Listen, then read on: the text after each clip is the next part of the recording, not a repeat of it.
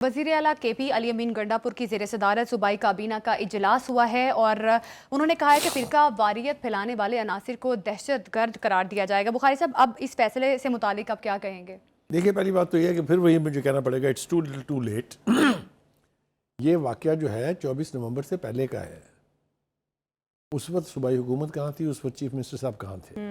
وہ تیاریاں کر رہے تھے اسلام آباد پر حملے کی۔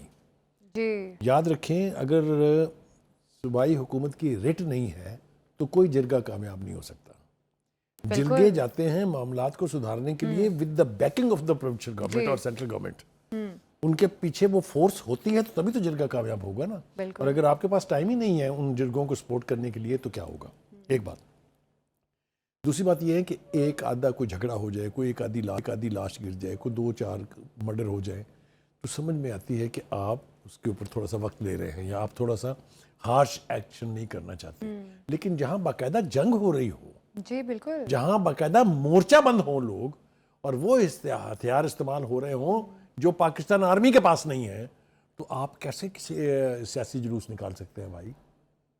جرگوں سے فیصلے اسی صورت میں ہوتے ہیں کہ حکومت اپنی ریٹ اسٹیبلش کرے اور پھر عمائدین کو لے کے بیٹھے کہ اب بتائیے راستہ کیا ہے۔ ٹھیک ہے، یہ ہوا نہیں ہے، یہ کیا نہیں ہے۔ اتنے بڑے سائنے کے بعد 133 ہو گئے ہیں وہ افراد جو اپنی جان سے گئے۔ بالکل بالکل، پیسنجر وین پر اٹیک ہوا، 177 لوگ ہیں جو زخمی ہیں۔ بالکل، آپ ذرا سوچیں تو صحیح، وہاں کیا قیامت خیز مناظر ہوں گے جب یہ لوگ اپنی جانوں سے جا رہے تھے اور وہ نیرو جو ہے وہ بنسری بجا رہا تھا، وہ اسلام آباد کے جلوس کو ہیڈ کرتے ہوئے کہہ رہا تھا چھوڑیں گے نہیں۔ پھر اپنی اسمبلی میں کھڑے ہو کے وہ کہتا گولی کا جواب گولی سے دیں گے۔ اسمبلی کی پوری تقریر میں کہیں کرم کا ذکر نہیں ہے کہ وہاں کیا ہو رہا ہے۔ یار یہ وہ کہتے ہیں نا، جو گرومڈ لوگ نہ ہوں نا، جو سیاسی لوگ نہ ہوں، جن کی گرومنگ نہ ہوئی بھی ہو، ان کا پھر ویژن اور ان کی پھر جو قوت ہے سوچنے سمجھنے کی وہ بڑی محدود ہوتی ہے۔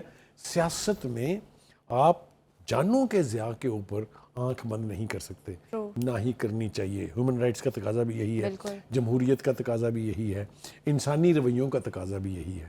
لیکن جو کچھ وہاں ہوا وہ ہم نے دیکھا۔ اب ہم جو ماتم کر رہے ہیں اس کے اوپر، اس میں عرفان صدیقی صاحب بھی شامل ہوئے ہیں۔ ان کی 2 باتیں جو ہیں وہ میں ضرور شامل کرنا چاہتا ہوں۔ ایک تو یہ کہ انہوں نے کہا کہ خون کے آنسو خیالی لاشوں کے لیے بہائے جا رہے ہیں جن کی نہ کوئی قبر ہے نہ ان کا کوئی وارث ہے۔ دیکھیں کتنا بڑا طنز ہے یہ کہ آپ یہاں تو لاشیں ڈھونڈ رہے ہیں جو کہ آپ کو نہیں مل رہی ہیں، اور جہاں لاشیں پڑی ہیں اس کے لیے آپ کے پاس ٹائم نہیں ہے۔ وہی بات جو ہم کر رہے تھے پہلے، جن کا کہیں جنازہ اٹھا نہ کہیں تدفین ہوئی، جن کی کوئی قبر ہے نہ کوئی آہوزاری کرنے والا قبیلہ ہے۔ کرم کی 133 لاشوں کا جن کے جنازے پڑے ہیں کہیں ذکر تک نہیں۔ وہی جو بات میں کر رہا تھا۔ عرفان صدیقی صاحب کہتے ہیں جن میں سے ایک میت کو قبر میں اتارا گیا کرم ایجنسی والوں کی، ان کا کوئی پوچھنے والا نہیں ہے۔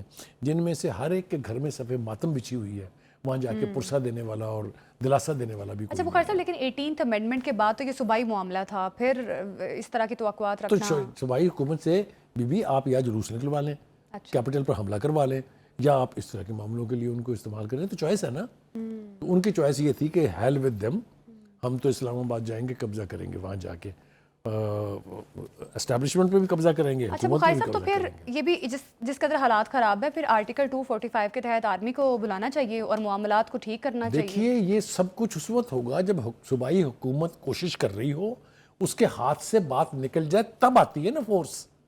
اچھا، یہ تھوڑی ہے کہ آپ جشن منانے کے لیے کہیں کہ جی آ جائیں 245 کے تحت فوج آ جائے۔ نہیں، جب حکومت سے حالات وہاں پہ مگر کوئی مانے نا پہلے یہ کہ جی ہم سے سنبھل نہیں رہا، پلیز آئیے۔ آپ باقاعدہ ایک قرارداد پاس کرتے ہیں نا اسمبلی میں، تب آتی ہے نا۔ آپ باقاعدہ کیبنٹ میں فیصلہ کرتے ہیں ڈپلوائے کرنے کا آرمی، تبھی آتی ہے نا۔ بخاری صاحب جرگہ بھیجا، اب الٹیمیٹلی کس نے کنٹرول کیا؟ فیل ہو گئی تو پھر الٹیمیٹلی تو کنٹرول کس نے کیا؟ اس راستے کی طرف جایا جا سکتا ہے۔ دیکھیے کس نے کنٹرول کیا؟ الٹیمیٹلی وہی گئے نا جو لا انفورسرز ہیں، جو ہماری یعنی سرکاری جو قوتیں ہیں جو اس قسم کی صورتحال کو سنبھالتی ہیں۔ اب جا کے کہیں انہوں نے مطالبہ کیا کہ جی ایف سی کو ڈپلوائے کر دیں وہاں پر۔ جا کے فوج وہاں گئی ہے، فوج نے جا کے ان 2 دھڑوں کو علیحدہ کیا ہے، مورچہ بند لوگوں کو وہاں سے اٹھایا ہے، وہاں کی ٹریفک بحال کی ہے۔ یہ آپشنز پہلے استعمال کرنے چاہیے تھے۔ یہ معاملہ کو 15-20 دن سے چل رہا ہے، تو اب وہ ہے نا کہ کسے وکیل کرے، آپ کو نہیں لگتا کہ یہ پروونشل ضلع انتظامیہ کا بہت بڑا قصور ہے، ان کا بہت بڑا فیلئر ہے؟ یہ تو ہے، تو کس کا گریبان پکڑا جائے پھر آپ کے خیال میں؟ آپ کو پتہ ہے پھر کن کا پکڑنا چاہیے؟ اور میرا خیال ہے کہ کسی بھی یعنی خطے میں ایک یہ ایکٹ ہے کہ آپ نے ہیومن لاسز کے اوپر توجہ نہیں دی، دوسرا ایکٹ یہ ہے کہ آپ حملہ کرنے کے لیے آئے اور لاشیں گروائیں. آپ تشریف لائے تھے نا وہاں پر اصولی طور پر، اگر اسے اسٹرانگ آرم ٹیکٹکس کے تحت ہینڈل کیا جاتا تو ان کو کسی نے اسلام آباد میں گھسنے نہیں دینا تھا، اور اگر انہیں باہر روکتے تو لاشیں گرتی نا. تو یہ کروانے تو آپ آ گئے، جہاں گر رہی تھی لاشیں اس کے لیے آپ کے پاس وقت نہیں ہے. تو میرے خیال سے بخاری صاحب یہاں پہ جو لاشیں گر رہی ہیں، تحریک انصاف کو ویسے تو کہا جا رہا ہے کہ ڈی چوک پر گولی کیوں چلائی، یہ والی آوازیں آپ اٹھا رہے ہیں، لیکن یہاں پہ بھی تو انسانی جانوں کا ضیاع ہو رہا ہے. ان کے بارے میں کوئی آواز کیوں نہیں اٹھا رہا؟ ٹائم نہیں ہے نا بیوی، ٹائم علی امین گنڈا پور صاحب کو تو اس پہ زیادہ وہ کرنا چاہیے، کیمپین کرنی چاہیے، آپ کو زیادہ آواز اٹھانی چاہیے ان چیزوں. ٹائم نہیں ہے بیوی، ٹائم نہیں ہے نا. ہم نے اور بہت سارے اہم کام کرنے ہیں. دارالخلافے پہ قبضہ کرنا ہے، ہم نے اس حکومت کو چلتا کرنا ہے، مینڈیٹ واپس لینا ہے، 26ویں ترمیم جو ہے وہ کینسل کرانی ہے. تو اگر آپ یہ پرائرٹی آپ ہوں گی، لاشیں پڑی رہیں. اس کی پہلے پھر میں مثال دوں گا آپ کو، پھر آپ کو تو نہیں شاید سننے والوں کو برا لگے، وہ ہزارہ والوں کی لاشیں جب کوئٹہ کی سڑکوں پر پڑی تھی تو اس وقت کا پرائم منسٹر نام لیے بغیر وہ کہتا تھا یہ مجھے بلیک میل کر رہے ہیں، I will not come to even talk to them. تو یہ روایت لے کے جب لوگ چلیں گے تو پھر علی امین گنڈا پوری بنیں گے نا. جو بالکل